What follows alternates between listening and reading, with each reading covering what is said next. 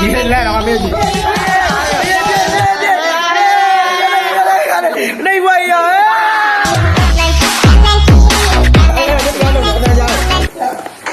คนนี้တောင်းသွားပြီ